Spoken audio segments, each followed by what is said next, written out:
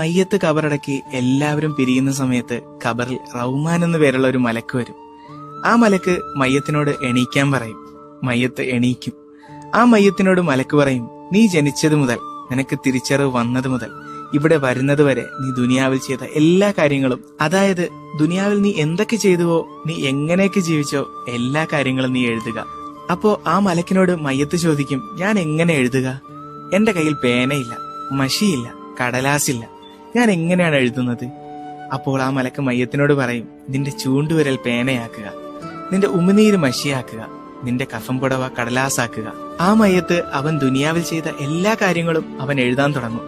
അവൻ ദുനിയാവിൽ ചെയ്ത നന്മയാകട്ടെ തിന്മയാകട്ടെ, അവൻ എന്ത് ചെയ്തുവോ എല്ലാ കാര്യങ്ങളും എഴുതും. നബി സല്ലല്ലാഹു അലൈഹി വസല്ലമയോട് സ്വഹാബാക്കൾ ചോദിച്ചു, നബിയെ, ഖബറിൽ ആ മയ്യത്തിന് അവൻ ദുനിയാവിൽ ചെയ്ത എല്ലാ കാര്യങ്ങളും ഓർമ്മ വരുമോ?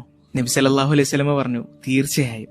അവൻ ദുനിയാവിൽ ജനിച്ച് തിരിച്ചറിവ് വന്നത് മുതൽ അവൻ മരിക്കും വരെ ചെയ്ത എല്ലാ കാര്യങ്ങളും അവന് ഓർമ്മ വരും. അവൻ അത് മുഴുവൻ എഴുതി കഴിഞ്ഞാൽ റഹ്മാൻ അലൈഹിസ്സലാം അവൻ എഴുതിയ പേപ്പർ കീറി അവന്റെ പിരടിയിൽ കെട്ടിക്കൊണ്ട് മലക്ക് അവനോട് പറയും, ഹേ മനുഷ്യ, നീ ഇവിടെ എഴുതിയ കാര്യങ്ങൾ നാളെ നിന്നെ കൊണ്ട് അള്ളാഹു മഹ്ശറയിൽ വായിപ്പിക്കും. ഞാൻ പോയതിനു ശേഷം 2 പേർ വരും. അവർ ചോദിക്കുന്ന ചോദ്യത്തിന് മറുപടി പറഞ്ഞാൽ നീ ഇവിടെ വിജയിച്ചു. റഹ്മാൻ അലൈഹിസ്സലാം പോയി കഴിഞ്ഞാൽ പിന്നെ വരുന്നത് മുൻകർ നക്കീർ അലൈഹിസ്സലാമാണ്.